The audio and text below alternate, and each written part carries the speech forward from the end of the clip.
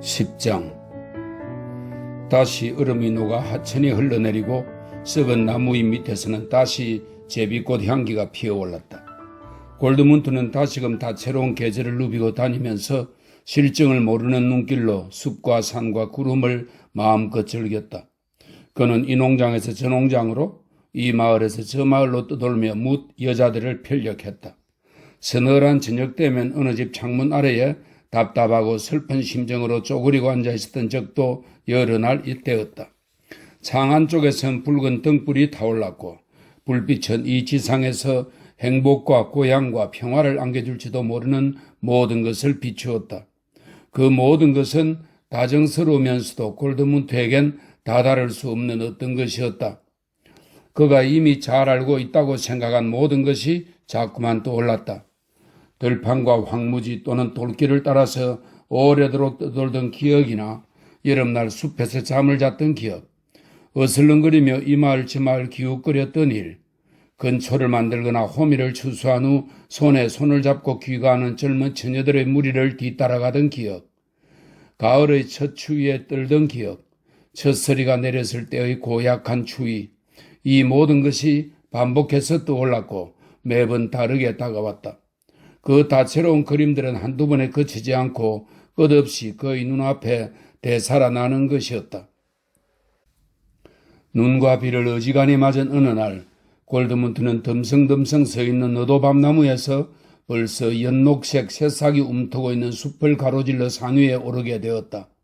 산마루에서 내려다보니 눈앞에 새로운 풍경이 펼쳐져 있어서 보기에도 즐거웠고 그의 가슴 속에서는 넘쳐 흐르는 예감과 욕망과 희망이 홍수처럼 넘실댔다. 여러 날 전부터 그는 이 지역에 가까워지고 있음을 알고 있었기에 기대가 되었다. 그런데 지금 이 한낮에 이 지역이 갑자기 나타나 그를 놀라게 한 것이다. 이 지역을 처음으로 대면하면서 한눈에 들어온 풍경은 그의 기대가 옳았다는 것을 확인시켜 주었으며 또한 그의 기대를 한층 강화시켜 주었다. 회색의 나무줄기와 바람에 살랑대는 나무가지들 사이로 갈색과 초록이 어우러진 골짜기가 내려다 보였다. 그 골짜기 한가운데로는 넓은 강물이 파르스름한 유리처럼 반짝이고 있었다. 이제 길도 없이 헤매던 방황은 실로 오랜만에 끝났다는 생각이 들었다. 아주 간혹 농장이나 가난한 촌락을 마주치긴 했어도 지금까지 거쳐온 지역들은 온통 허허 벌판과 숲과 고독뿐이었던 것이다. 저 아래로는 강물이 흘러내렸고 독일 땅에서 가장 아름답고 가장 유명한 길이 강을 따라 이어졌다. 강가에는 풍요롭고 비옥한 땅이 펼쳐져 있었고 강에는 뗏목과 거룻배들이 다니고 있었다. 그리고 그 길은 아름다운 마을과 성들, 수도원과 풍요로운 도시들로 이어져 있었다. 마음만 먹으면 누구나 이 길을 따라 몇 날 몇 주씩이고 여행할 수 있었으며 궁색한 시골길을 걸을 때처럼 숲이나 섭지대의 갈대밭 같은 데서 갑자기 길을 잃을 염려도 없었다. 무언가 새로운 것이 펼쳐진 것이다. 그는 그것이 기뻤다. 이날 저녁 골드문트는 벌써 어느 아름다운 마을에 들어섰다. 마을은 마차가 다니는 도로 길섭의 붉은 포도밭과 강 사이에 자리 잡고 있었다. 합강머리 지붕의 집마다 예쁜 발코니가 빨갛게 칠해져 있었고 마을로 들어가는 아치형 성문과 돌계단으로 된 작은 골목길들이 보였다. 대장간에서는 빨간 불빛이 길거리로 새어나왔고 모루에 쇠가 부딪히는 맑은 소리가 연이어 울려 퍼졌다. 이 마을이 초행인 골드문트는 호기심에 온갖 골목과 구석구석을 기웃거렸고 주점 문 앞에서는 킁킁거리며 술통과 포도주 냄새를 맡아보고 강가에서는 비린내가 묻어나는 서늘한 강물의 향기를 맡아보았다. 또 예배당과 공동묘지를 관찰했으며 어쩌면 밤에 기어들어갈 수 있을 법한 흙간을 물색하는 일도 빠뜨리지 않았다. 그러기 전에 그는 우선 사제관을 찾아가서 고행 중인 수도사에게 베푸는 양식을 부탁해 볼 작정이었다. 사제관에는 통통하게 살이 찌고 얼굴이 붉으레한 신부님이 있었다. 신부님은 그에게 이것저것 물어보았다. 그는 신부님에게 어떤 대목은 감추고 어떤 대목은 그럴싸하게 꾸며대는 식으로 자신의 신상을 이야기해 주었다. 그렇게 골드문트는 친절한 접대를 받았다. 이날 밤 내내 그는 좋은 식사와 포도주를 제공받고서 집주인과 긴 대화를 나누어야만 했다. 다음 날 그는 길을 따라 여행을 계속했다. 길은 물줄기를 따라가고 있었다. 뗏목들과 조그만 집배들이 다니는 것이 보였다. 그는 탈 것들을 따라잡기도 했는데 그중 상당수는 그를 일정한 구간씩 태워다 주기도 했다. 그림 같은 풍경들로 넘쳐나는 봄날은 쏜살같이 지나갔다. 마을들과 소읍들은 그를 받아들여 주었다. 여자들은 정원 울타리 뒤에서 미소를 짓거나 꿇어앉아서 갈색의 비옥한 토양에 화초를 심었고 소녀들은 저녁 골목길에서 노래를 불렀다.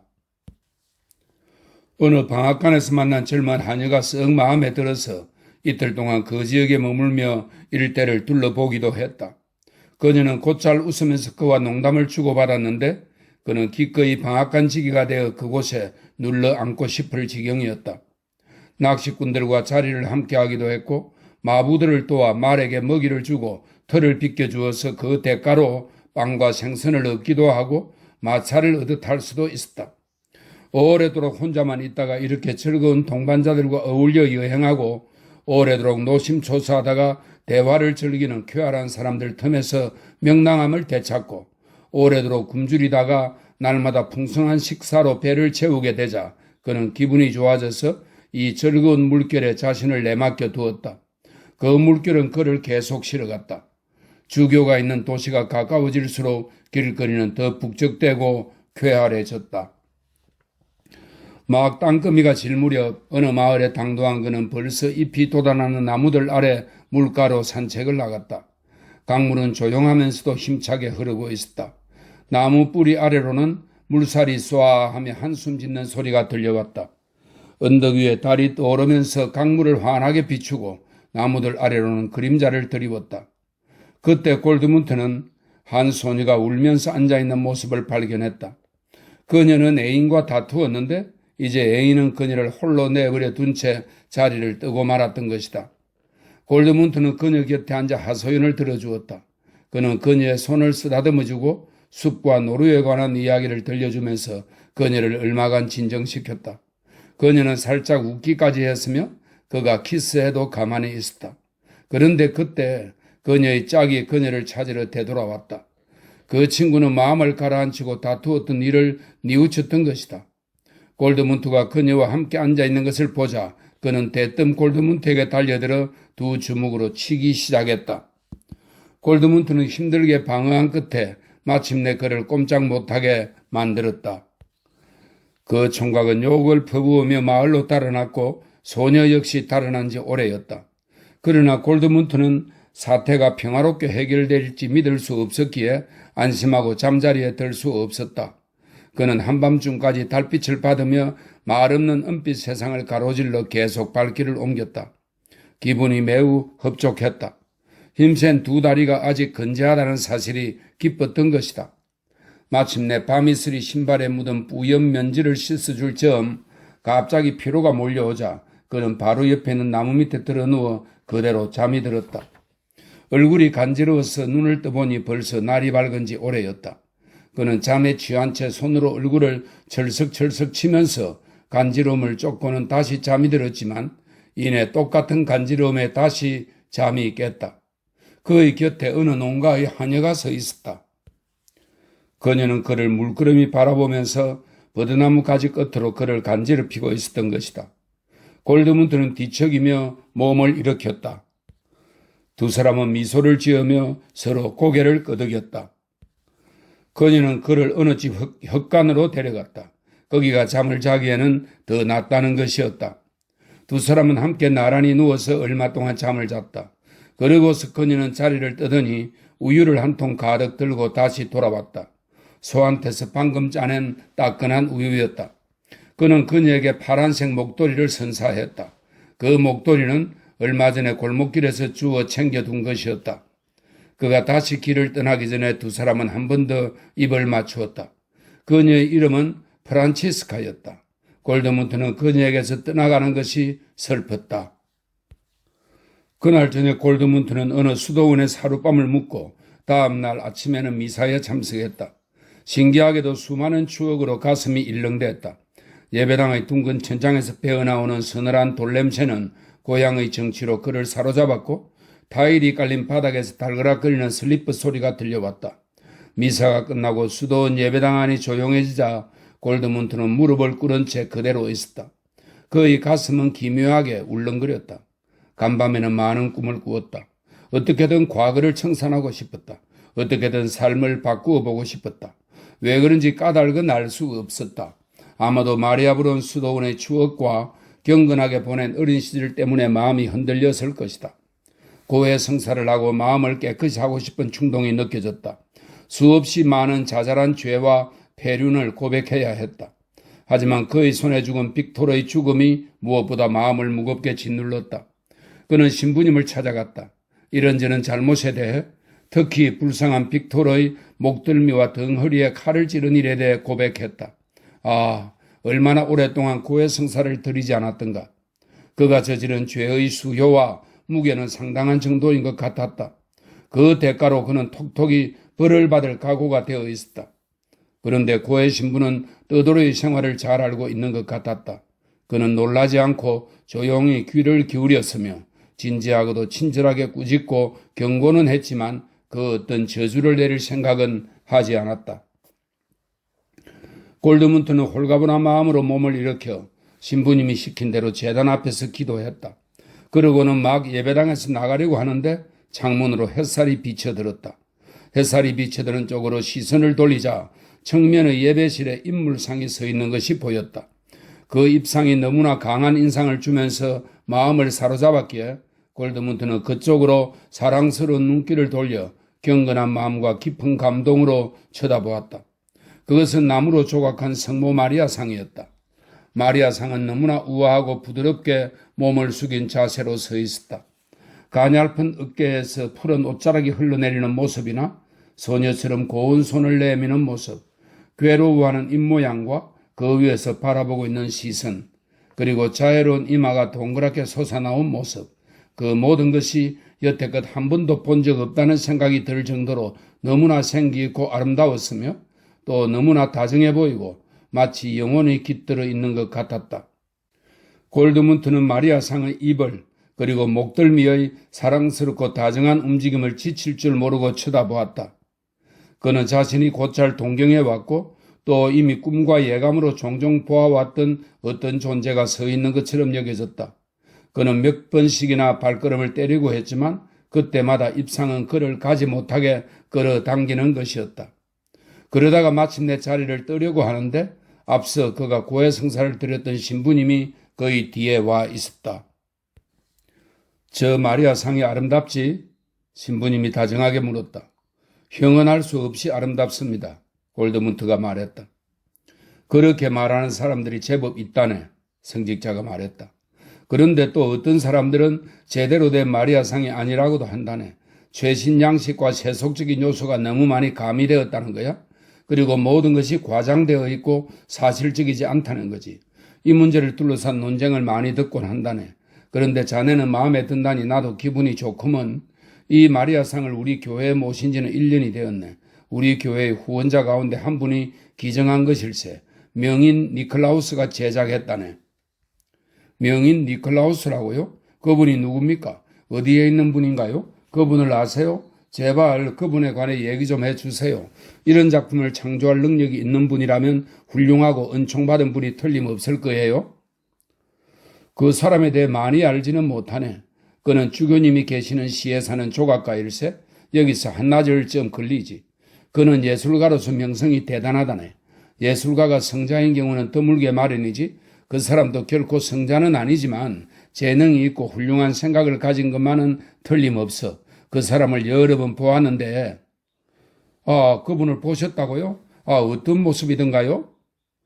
자네는 그 사람한테 완전히 매료된 것 같군. 그렇다면 그 사람을 찾아가서 보니파치우스 신부가 안부 묻더라고 전해주게나. 골드문트는 땅에 머리가 닿도록 고맙다는 인사를 했다. 신부님은 미소를 지으며 자리를 떴다. 하지만 골드문트는 그러고도 한참 동안 이 신비로운 입상 앞에 서 있었다. 마리아 상의 가슴은 마치 숨을 쉬는 것 같았으며 그 얼굴에는 너무나 큰 고통과 너무나 거악한 달콤함이 공존하고 있었기에 골드문트는 가슴이 미어지는 것 같았다. 골드문트는 전혀 딴 사람이 되어 교회 밖으로 나왔다. 그의 발걸음이 스쳐가는 세상 역시 전혀 딴 세상 같았다. 달콤하고도 성스러운 그 목각 입상 앞에 서 있던 짧은 순간 이래로 골드문트는 여태껏 갖지 못했던 어떤 목표를 갖게 되었다. 이전에 골드문트는 다른 사람들이 어떤 목표를 세우면 곧잘 비웃거나 부러워하곤 했다. 그런데 이제 그 자신이 목표를 갖게 된 것이다. 어쩌면 그 목표를 이룰 수도 있을 것 같았다. 그렇게 되면 자신의 망가진 삶 전체가 숭고한 의미와 가치를 얻을 수 있을지도 모르는 일이었다. 이 새로운 감정은 골드문트를 온통 희열과 전율에 휩싸이게 했으며 그의 발걸음은 날개라도 달린 듯 가벼웠다.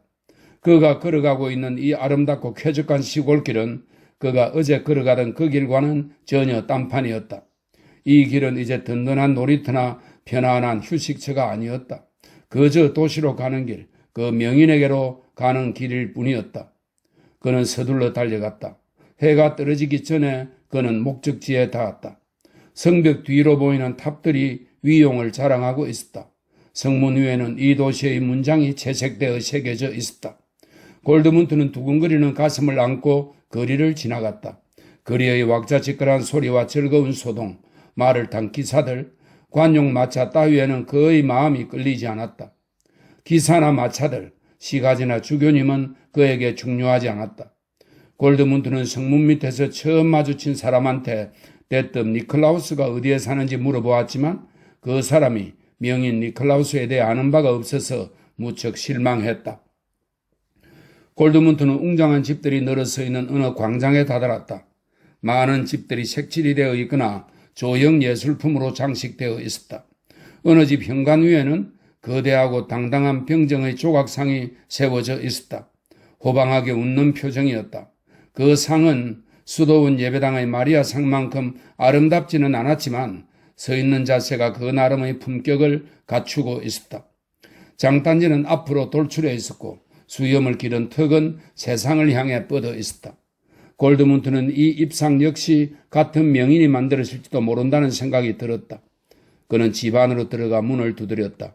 계단을 올라 안으로 들어서자 드디어 가죽옷을 입은 남자가 나타났다.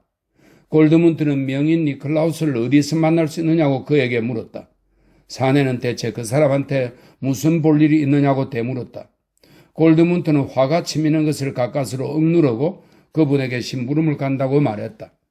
그제야 주인은 명인이 사는 골목길을 가르쳐 주었다. 골드문트가 길을 물어서 그 골목까지 찾아갔을 때는 벌써 밤이 되어 있었다. 가슴을 졸이면서도 기쁜 마음으로 골드문트는 명인의 집 앞에서 창문을 쳐다보았다. 하마터면 그대로 집 안으로 달려 들어갈 뻔했다.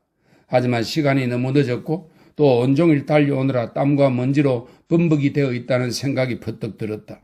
그래서 그는 조바심을 억누르고 기다리기로 했다. 하지만 그러고도 그는 한참 동안 집 앞에 그대로 서 있었다. 한쪽 창문에 불이 켜지는 것이 보였고 막 돌아서서 가려던 참에 누군가가 창가로 다가서는 것이 보였다. 매우 아름다운 금발의 소녀였다. 소녀의 머리카락 사이로 뒤쪽으로부터 은은한 불빛이 흘러나왔다. 다음 날 아침 다시 도시가 깨어나서 시끌벅적해지자 골드문트는 간밤에 묵었던 수도원에서 세수를 하고 옷과 신발에서 먼지를 털어냈다. 그리고는 그 골목으로 다시 찾아가 대문을 두드렸다. 하녀가 나왔다. 그녀는 그를 선뜻 명인에게 데려다 주려 하지 않았지만 골드문트는 노파를 구슬리는 데 성공했고 노파는 그를 안으로 안내했다. 작업장으로 쓰이는 작은 홀에 작업용 앞치마를 걸친 명인이 서 있었다. 수염을 기르고 체격이 좋은 사내였다. 골드문트가 보기에는 40이나 50살쯤 되어 보였다. 그는 날카로운 연푸른색 눈매로 낯선 손님을 바라보면서 무엇이 필요하냐고 짤막하게 물었다. 골드문트는 보니파치우스 신부님의 안부를 전했다. 그 밖에 다른 용무는? 골드문트는 밭은 숨을 몰아쉬며 말했다. 선생님, 저는 수도원에서 선생님께서 만든 마리아상을 보았습니다. 저를 그렇게 무뚝뚝하게 쳐다보지 마시기 바랍니다. 저는 오로지 사랑과 존경심에서 선생님을 찾아왔습니다. 저는 불안해하지 않습니다. 저는 오랫동안 떠돌이 생활을 하면서 숲과 눈과 배고픔을 맛보았으며 제가 무서워할 사람은 아무도 없습니다. 하지만 선생님 앞에서 저는 두렵습니다. 저에겐 단 하나 크나큰 소원이 있기 때문입니다. 제 가슴은 그 소원으로 가득 차 있기에 마음이 아프답니다. 대체 어떤 소원인가? 저는 선생님 밑에서 견습생이 되어 배움을 얻고자 합니다. 젊은이, 그런 소망을 품은 사람이 자네 혼자만은 아닐세. 그렇지만 나는 견습생을 두고 싶지 않아. 게다가 벌써 2명의 조수가 있다네. 그런데 자네는 어디 출신인가? 자네 부모님은 이신가? 저에겐 부모님이 안 계십니다. 저에겐 고향이 없습니다. 어느 수도원의 학생이었지요. 거기서 라틴어와 히라브를 배우고 도망쳐 나왔습니다. 그러고는 오늘에 이르도록 몇 해째 떠돌고 있습니다. 그런데 어째서 조각가가 되기로 작정했는가? 전에도 비슷한 일을 해본 적이 있나? 그림을 가지고 왔나? 그림을 많이 그리긴 했지만 가진 것은 없습니다. 하지만 어째서 이 예술을 배우고자 하는지 그 이유는 말씀드릴 수 있을 것 같습니다. 저는 많은 생각을 해왔고 많은 얼굴과 많은 형상을 보아왔으며 그들에 대해 곰곰이 생각해 보았습니다. 그 생각들 가운데 일부는 저를 끊임없이 괴롭혔고 저를 가만히 내버려 두지 않았습니다. 특이한 것은 어떤 형상을 보면 모종의 형식과 곡선이 도처에서 반복해 나타난다는 것입니다. 이마는 무릎에 대응되고 어깨는 허리에 대응되는 식입니다. 그리고 그 모든 것은 가장 깊은 데까지 들어가 보면 결국 인간의 본성이나 감정과 완벽하게 일치합니다. 인간은 바로 그런 무릎과 어깨, 이마를 가지고 있습니다. 그리고 어느 날 밤 산모를 도와주며 발견한 사실인데 가장 큰 고통은 최고의 쾌감과 아주 흡사하게 표현된다는 사실도 저에겐 이채로웠습니다. 명희는 낯선 청년을 뚫어지게 바라보고 있었다. 자네가 방금 한 말이 무슨 뜻인지 알고 있나? 예, 선생님, 알 듯합니다. 선생님께서 만든 마리아상에 표현되어 있는 것도 바로 그런 상태입니다. 저는 그것을 발견하고 너무나 기쁘면서도 놀랐습니다. 제가 찾아온 것도 그 때문입니다. 그 마리아상의 아름답고 사랑스러운 얼굴에는 너무나 많은 고뇌가 서려 있었고 그와 동시에 모든 고뇌는 순연한 행복과 미소로 바뀌었습니다. 그 모습을 목격하자 마리아상은 마치 불길처럼 제 속을 스쳐갔습니다. 몇 해 동안 품어온 모든 생각과 꿈들이 입증되는 것 같았으며 갑자기 이제는 그 꿈들이 더 이상 무용지물이 아니라는 생각이 들었습니다. 그리고 제가 무엇을 해야 하고 어디로 가야 하는지 금방 알게 되었습니다. 니콜라우스 선생님, 진심으로 부탁드리니 선생님 밑에서 배우게 해 주십시오. 니콜라우스는 여전히 굳은 표정으로 주의 깊게 이야기를 듣고 있었다. 그가 말했다. 젊은이, 자네는 예술에 대해 놀라우리만치 훌륭하게 말할 줄 아는군. 그리고 쾌감과 고통에 대해 그렇게 많은 이야기를 할 줄 알다니. 자네가 떠돌아다닌 지난 몇 해 동안이 나에게는 신기하기도 하다네. 언제 저녁 시간에 술이라도 한잔하면서 이 문제에 대해 편안하게 이야기를 나누었으면 좋겠네. 하지만 분명히 해둘 것이 있네. 서로 편안하게 교양 있는 이야기를 나누는 것과 몇 년씩이고 함께 생활하면서 작업을 한다는 것은 별개의 문제야. 이곳은 작업장이고 일을 하는 곳이지 잡담을 나누는 곳이 아닐세. 이곳에서는 이를테면 생각과 말로 할 수 있는 것은 통하지 않는단 말일세. 여기서는 오직 손으로 만들어낼 줄 아는 것만이 통하지. 자네가 진지해 보이니까 이대로 그냥 돌려보내지는 않겠네. 자네가 무엇을 해낼 수 있을지 두고 봄세. 찰흙이나 밀랍으로 무언가를 만들어 본 적이 있나? 골드문트는 금방 어떤 꿈이 생각났다. 그것은 언젠가 오래전에 꾸었던 꿈이었다. 꿈에서 그는 찰흙을 반죽해서 작은 인물상들을 만들었다. 그 인물상들은 벌떡 일어나 거인들로 변모했다. 하지만 그 꿈에 대해서는 입을 다물고 아직 그런 작업을 해본 적이 없노라고 대답했다. 좋아. 그럼 어디 그림을 한번 그려보게나. 보다시피 저기에 탁자가 있고 종이와 연필이 있네. 앉아서 그림을 그리게. 시간은 충분히 주겠네. 점심때나 저녁때까지 있어도 좋아. 그러고 나면 자네가 어디에 쓸모가 있을지 알 수 있을 것 같네. 자, 이제 이야기는 그만하면 됐고 나는 작업을 하러 가겠네. 자네도 작업을 시작하게. 골드문트는 이제 니콜라우스가 일러준 의자에 앉아 이젤 앞에 자리를 잡았다. 그는 작업을 서두르지 않았다. 우선 그는 초조한 학생처럼 기다리는 자세로 조용히 앉아서 호기심과 애정을 담은 눈길로 서성 쪽을 쳐다보았다. 그는 반쯤 등을 돌린 채 흙으로 작은 인물상을 만드는 작업을 계속하고 있었다. 골드문트는 이 사내를 주의 깊게 바라보았다. 벌써 희끗희끗해지기 시작한 그의 근엄한 머리와 굳은 살이 박이었지만 영원히 숨쉬는 듯 기품 있는 장인의 손길에는 숭고한 마력이 서려 있었다. 그는 골드문트가 예상했던 것과는 다른 모습이었다. 나이도 더 들어 보였고 생각보다 겸손하고 냉정했으며 마음을 휘어잡을 듯한 빛나는 광채는 훨씬 덜했으며 전혀 행복해 보이지도 않았다. 가차없이 날카롭게 사물을 찬찬히 훑어보는 그의 시선은 이제 작업에 쏠려 있었고 그의 시선에서 벗어나자 골드문트는 이제 명인의 전모를 조심스레 마음속으로 떠올려 보았다. 이 사내는 어쩌면 학자가 될 수도 있었겠다는 생각이 들었다. 그는 조용하고 엄격한 탐구자였다. 그는 수많은 선구자가 자기보다 먼저 시작했고 또 언젠가는 후진들에게 넘겨주어야 할 작업에 몰두해 있었다. 그것은 집요한 노력을 요구하는 작업, 오래도록 살아남을 작업, 결코 마무리되지 않을 작업이었다. 그 작업 속에는 수많은 세대에 걸친 노동과 헌신이 집약되어 있었다. 관찰자는 이 명인의 머리에서 적어도 그 정도는 읽어냈다. 그의 머리에는 엄청난 인내, 방대한 지식과 사고, 그리고 인간이 행하는 모든 일의 가치가 의문스럽다는 것을 아는 사람 특유의 지극한 겸손함, 그러면서도 자신의 과업을 존중하는 믿음이 서려 있었다. 그런데 그의 손이 사용하는 언어는 또 달라서 그의 손과 머리 사이에는 모종의 모순이 생겨났다. 그의 손은 단호하면서도 매우 섬세한 손가락으로 흙을 주물러 조형을 하고 있었는데 흙을 주무르는 손놀림은 마치 자기한테 몸을 맡긴 여인을 다루는 애인의 손길 같았다. 사랑에 빠져 사뿐히 비상하는 감각으로 충만해 있고 무언가를 갈구하는 손길. 하지만 주고받음의 분간도 없이 무언가를 탐하면서도 경건한 손길. 마치 태초의 심오한 경험에서 우러나온 듯 확실하고 장인다운 손길이었다. 골드문트는 이 은총받은 손을 바라보면서 황홀하고 놀라울 따름이었다. 얼굴과 손길 사이에 모순만 없다면, 그 모순이 그를 마비시키지만 않았더라면 이 명인을 그리고 싶을 지경이었다. 자기 앞에서 일하고 있는 예술가를 좋게 1시간가량 지켜보면서 골드문트는 이 사내의 비밀에 대해 무언가를 탐색하느라 골똘히 생각에 잠겼다. 그러고 나서 그의 마음속에서는 또 다른 형상이 형체를 갖추면서 그의 영혼에 어른거리기 시작했다.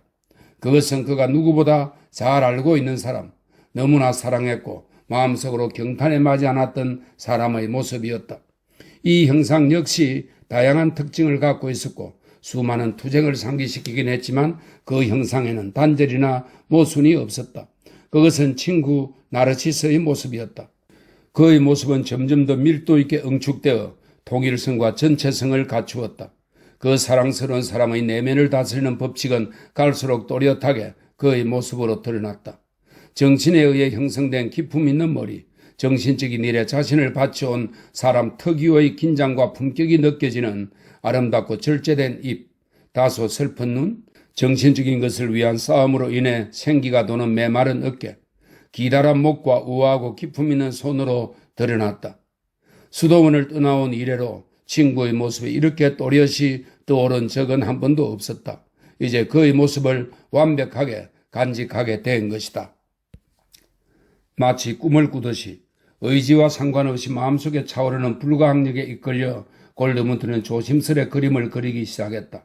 그는 외경심을 느끼며 가슴에 간직한 형상을 애정 어린 손길로 그려갔다. 그러면서 명인과 자기 자신, 자기가 있는 장소도 잊어버렸다. 작업실에 햇살이 천천히 옮겨가는 것도 보지 못했으며 명인이 여러 번 그를 건너다 보는 것도 알아채지 못했다. 오직 봉헌의 자세로 자신의 숙명이 된 과제, 그의 가슴이 멍하는 과제를, 그러니까 오늘 그 영혼에 살아있는 그대로 친구의 모습을 부각하고 간직하는 과제를 완수했다. 처음에는 딱히 그런 생각을 하지 않았지만 골드문트는 차차 자신의 행위가 마치 고마움의 빚을 갚는 일처럼 느껴졌다. 니콜라우스가 그의 이젤 곁으로 다가와서 말했다. 점심때가 되었네. 나는 식사하러 가는데 괜찮다면 함께 가도 무방하네. 자, 어디 볼까? 무언가를 좀 그렸나? 그는 골드문트의 뒤로 다가와서 커다란 도화지를 바라보았다. 그는 골드문트를 옆으로 비키게 하더니 노련한 손으로 도화지를 신중히 집어들었다. 골드문트는 꿈에서 깨어나 이제 두근거리는 기대를 품고서 명인을 쳐다보았다. 명인은 두 손으로 도화지를 받쳐들고서 연푸른 색깔의 엄격한 눈에서 나오는 다소 날카로운 눈초리로 아주 꼼꼼히 들여다보았다. 자네가 여기에 그린 사람이 누구인가? 잠시 후 명인이 물었다. 제 친구입니다. 젊은 수도사 겸 학자지요. 좋아, 손을 씻겨놔.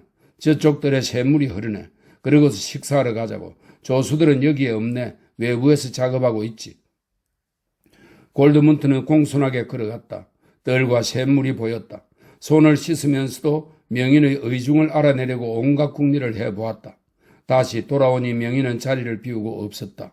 그가 대기실에서 분주하게 손을 놀리는 소리가 들려왔다. 다시 모습을 나타낸 명인 역시 세수를 마치고 작업용 앞치마 대신 멋진 천으로 만든 겉옷을 입고 있었다. 그런 차림을 하니 근사하고 화려해 보였다. 그가 앞장서서 청계를 하나 올라갔다. 너도밤나무로 만들어진 청계 난간에는 작은 천사의 머리상이 조각되어 있었다. 오래되거나 새것인 인물상들이 절비한 복도를 지나 아름다운 방으로 들어갔다. 방바닥과 벽과 천장은 단단한 재질의 나무로 짠 것이었고 창문 쪽 구석에는 식탁볼을 씌운 식탁이 놓여 있었다. 한 젊은 여인이 달려왔다. 골드문트는 그녀가 낯익었다. 어제 저녁에 보았던 그 아름다운 소녀였던 것이다. 리즈베트, 명인이 말했다. 식기를 한 벌 더 가져와야겠구나. 손님을 데려왔단다. 이 사람은 이런 아직 이름도 모르고 있었군. 골드문트가 그에게 이름을 일러주었다. 그래, 골드문트라는구나. 식사는 준비됐니? 바로 드실 수 있어요, 아버지. 그녀가 접시를 가져오더니 다시 나가서 하녀를 데리고 왔다. 하녀가 먹을 것을 담아주었다. 돼지고기와 삶은 콩과 흰 빵이 나왔다. 식사를 하는 동안 아버지는 소녀와 이것저것 이야기를 나누었고 골드문트는 말없이 앉아 있었다. 식사를 조금 하긴 했지만 매우 불안하고 갑갑했다. 소녀는 그의 마음에 쏙 들었다. 근사한 미모였다. 키는 그의 아버지만큼 컸지만 얌전하게 앉아 있었다. 그녀는 마치 유리벽 뒤에 있는 사람 같아서 감히 범접할 엄두가 나지 않았으며 낯선 손님한테는 말 한마디, 눈길 한 번 주지 않았다. 식사가 끝나자 명인이 말했다. 반 시간쯤 쉬어야겠네. 작업장으로 가든지 아니면 바깥바람이라도 좀 쉬어야겠나? 그 다음에 우리 문제를 이야기하도록 하세. 골드문트는 인사를 하고 밖으로 나갔다. 명인이 그의 그림을 본 지 1시간은 좋게 지났다. 그런데 그는 그림에 대해 아무 말도 하지 않았다. 그러고서 또다시 반 시간을 기다려야 한단 말인가? 어쨌든 선택의 여지가 없었기에 그냥 기다렸다. 그는 작업장으로 가지 않았다. 지금은 자신의 그림을 다시 보고 싶지 않았다. 그는 뜰로 나가서 샘물에 앉아 물줄기를 바라보았다. 물은 관을 통해 쉴 새 없이 흘러나와 깊은 돌 함지박 속으로 떨어져 내리고 있었다. 물이 떨어지면서 미세한 물결이 일었고 얼마 안 되는 공기가 계속해서 깊은 데까지 파고들어 진주처럼 하얀 공기방울을 되밀어 올리고 있었다. 컴컴한 거울 속처럼 비치는 샘물 속 자신의 모습을 바라보면서 그는 생각했다. 물속에 보이는 이 골드문트는 수도원 시절 또는 리디아를 좋아하던 시절의 골드문트와는 다른 사람이 된 지 이미 오래라고. 숲속을 헤매던 골드문트와도 판이했다. 그 자신과 다른 모든 사람이 물처럼 흐르고 계속 변화하다가 마침내 해체된다는 생각이 들었다. 그 반면 예술가에 의해 창조된 자신의 모습은 영원히 변치 않는 똑같은 모습으로 그대로 남아있을 것이다. 그는 생각했다. 어쩌면 모든 예술의 뿌리는 또한 어쩌면 모든 정신의 뿌리는 죽음에 대한 두려움일 것이다. 우리는 죽음을 두려워하고 덧없이 사라져가는 것 앞에서 몸서리를 치며 꽃이 시들고 잎이 떨어지는 것을 보노라면 슬픔에 빠지는 것이다. 그럴 때면 우리 자신의 가슴 속에서도 우리 역시 덧없이 쓰러져 갈 것이며 조만간 시들 것이라는 확신이 느껴지는 것이다. 그런데 우리가 예술가로서 어떤 형상을 창조하거나 사상가로서 어떤 법칙을 탐구하고 생각을 정리할 때면 우리는 그 무엇인가를 거대한 죽음의 무도로부터 구해내려고 애쓴다. 우리 자신보다 더 오래 지속될 무엇인가를 세우기 위해 애쓰는 것이다. 명인이 창조한 아름다운 마리아상의 실제 모델이 되었던 여성은 아마도 벌써 시들었거나 죽었을 것이며 예술가 자신도 조만간 죽음을 맞을 것이다. 그러면 그의 집에는 다른 사람들이 들어와 살게 될 것이고 그가 앉던 식탁에는 다른 사람들이 앉아 식사하게 될 것이다. 그러나 그의 작품은 그대로 남을 것이며 조용한 수도원 예배당 안에서 그 예술작품은 몇백 년 혹은 그보다 훨씬 오래도록 남아서 언제나 꽃처럼 아름답고도 슬퍼 보이는 똑같은 그 입으로 미소 짓고 있을 것이다. 명인이 청계를 내려오는 소리를 들은 골드문트는 작업장으로 달려갔다. 니클라우스 명인은 방안을 오락가락하면서 골드문트의 그림을 자꾸만 바라보았다. 그러다가 마침내 창가에서 걸음을 멈추더니 다소 머뭇거리며 무미건조한 어조로 말했다. 견습생이 되면 적어도 4년 동안 배워야 하고 아버지 되는 사람은 스승에게 수업료를 내는 것이 우리의 관습일세? 그러고는 잠시 말을 중단했기에 골드문트는 명인이 자기한테서 수업료를 받지 못할까 봐 걱정하는 것이 아닐까 하는 생각이 들었다. 그는 번개같이 호주머니에서 칼을 꺼내어 바느질을 뜯어내고 금화를 꺼냈다. 니클라우스는 깜짝 놀라 골드문트를 바라보더니 골드문트가 금화를 내밀자 웃으대기 시작했다. 아, 그런 뜻이었나? 그가 웃으며 말했다. 아닐세, 젊은 친구. 그 돈은 그대로 가지고 있게나 내 말을 들어보게. 나는 우리 조합에서 견습생을 다루는 관습을 말해준 것일세. 하지만 나는 보통의 스승과 다르고 자네도 보통의 견습생과는 달라. 그러니까 견습생은 대개 13세나 14세, 늦어도 15세에는 수업을 받기 시작하지. 그러면 수업 기간의 절반 동안은 줄곧 조수 노릇을 하면서 온갖 잔 시중을 들어야 하네. 그런데 자네는 벌써 다 큰 성인이니 나이로 치자면 진작 도제가 되고도 남았을 것이고 어쩌면 장인이 되었을지도 모르지. 우리 조합에는 수염이 난 견습생은 일찍이 없었다네. 게다가 내 집에는 견습생을 들이지 않겠다고 벌써 말하지 않았나. 자네 관상을 보아도 다른 사람이 시키는 대로 심부름이나 할 사람으로는 보이지 않거든. 골드문트는 잔뜩 조바심이 났다. 명인의 신중한 말 한마디 한마디는 그에게 형틀로 조이는 듯한 고통을 안겨주었으며 끔찍스럽게 지루하고 판에 박힌 교장 선생님의 훈시 같았다. 골드문트는 격렬하게 소리쳤다. 저를 견습생으로 받아줄 생각도 없으면서 어째서 그렇게 시시콜콜 다 이야기하시는 겁니까? 명인은 흐트러짐 없이 바로 전과 똑같은 어조로 말을 이었다. 나는 자네 문제에 대해 1시간 동안이나 곰곰이 생각해 보았네. 그러니 자네도 인내심을 갖고 내 말을 좀 들어보게. 나는 자네가 그린 그림을 보았네. 그 그림에는 실수가 있지만 그런대로 아름다워. 만약 그렇지 않았더라면 나는 자네한테 수고비나 한 입 주어서 내보내고 그대로 잊어버렸을 걸세. 그 그림에 대해서 더 이상은 이야기하고 싶지 않네. 자네가 예술가가 될 수 있도록 도와주고 싶어. 어쩌면 자네는 그럴 운명을 타고났는지도 몰라. 그렇지만 견습생은 될 수 없단 말일세.